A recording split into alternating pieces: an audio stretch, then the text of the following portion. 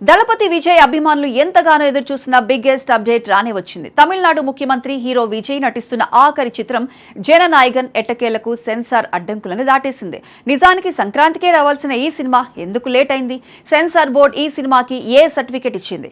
అసలు censor board చెప్పిన ఆ 12 మార్పులేంటి? ఇలాంటి ఇంట్రెస్టింగ్ విషయాలు ఈ వీడియోలో చూద్దాం. వీడియోను ఎక్కడా స్కిప్ చేయకుండా చివరి వరకు చూడండి. ముందుగా సినిమా విషయానికి వస్తే ఇందులో విజయ్ సరసన బుట్టబొమ్మ పూజా హెగ్డే హీరోయిన్ గా నటిస్తుంటే మమితా బైజు ఒక ఇంపార్టెంట్ క్యారెక్టర్ లో కనిపించబోతోంది.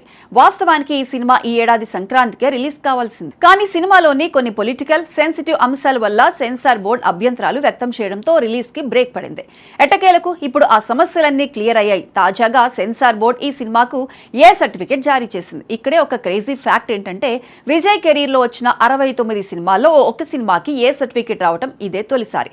పైగా ఆయన ముఖ్యమంత్రి అయ్యాక వస్తున్న సినిమా కావడంతో దీనిపై ఎక్కడలేని ఆసక్తి నెలకొంది. విజయ్ తన కెరీర్ మొదటి నుంచి కూడా ఫ్యామిలీ ఆడియన్స్, పిల్లలు మరియు మాస్ ప్రేక్షకుల్ని దృష్టిలో ఉంచుకునే సినిమాలు చేస్తూ వస్తున్నారు. అందుకే ఆయన సినిమాలకు ఎప్పుడూ సెన్సార్ బోర్డు నుంచి యు లేదా యు/ఏ సర్టిఫికెట్లు మాత్రమే వచ్చేవి. సెన్సార్ పూర్తయిన తర్వాత ఈ సినిమా రన్ టైం దాదాపు 183 నిమిషాలు లాక్ అయింది. అంటే అక్షరాల 3 గంటల నిడివితో ఈ సినిమా థియేటర్లోకి రాబోతోంది. అయితే సినిమాకి క్లియరెన్స్ ఇచ్చే ముందు సెన్సార్ బోర్డు ఏకంగా 12 కీలకమైన మార్పులు చేయాలని చిత్ర యూనిట్ ని ఆదేశించిందట.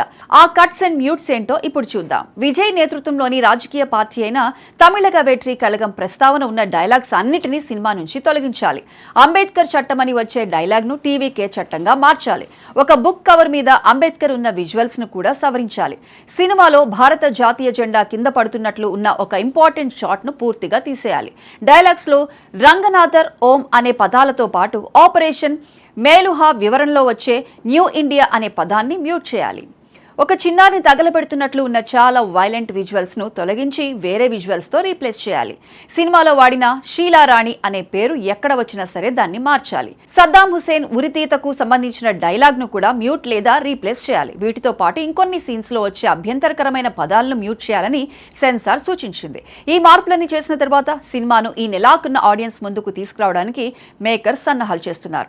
లేటెస్ట్ సమాచారం ప్రకారం జూలై 24న జననాయగన్ సినిమాను ప్రపంచవ్యాప్తంగా థియేటర్స్ లో భారీ ఎత్తున రిలీజ్ చేయడానికి ప్లాన్ చేస్తున్నారు. ముఖ్యమంత్రి అయ్యాక విజయ్ నుంచి వస్తున్న ఆఖరి చిత్రం ఇదే కావడంతో ఈ పొలిటికల్ అండ్ యాక్షన్ థ్రిల్లర్ పై అంచనాలు ఓ రేంజ్ లో ఉన్నాయి.